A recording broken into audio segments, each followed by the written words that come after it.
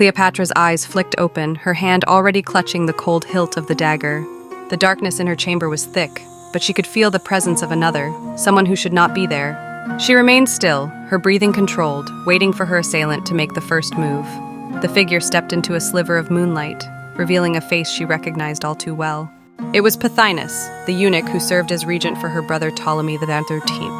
"My queen," he whispered, bowing slightly, though there was no respect in the gesture. Cleopatra relaxed her grip on the dagger but did not release it. "And what matters could not wait until morning?" she asked, her voice as sharp as the blade she held. Pothinus stepped closer, his eyes glinting with something akin to malice. "The council has decided, in its wisdom, that Egypt can no longer afford the luxury of two rulers. The people demand unity, and unity requires a single sovereign."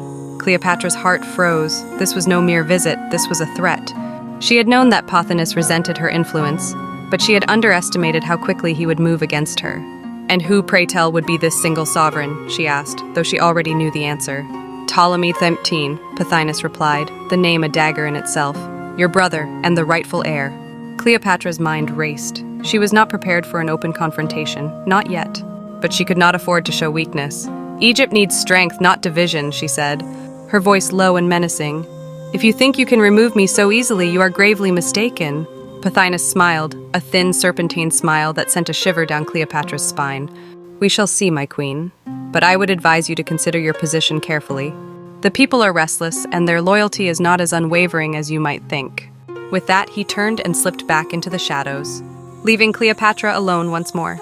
But this time she was not just alone in her chamber, she was alone in her struggle for power. The council had made its move, and now she had to make hers. Cleopatra rose from her bed and walked to the window, looking out over the city that had been her home for so many years. Alexandria was beautiful, its streets lit by the flickering lamps of the night watch. But beneath that beauty lay danger she could no longer ignore. She needed allies, and she needed them quickly. The Roman envoys had made it clear that they favored her brother, but there were others in Rome, men of power and influence who could be swayed to her cause. As the first light of dawn crept over the horizon, Cleopatra made her decision.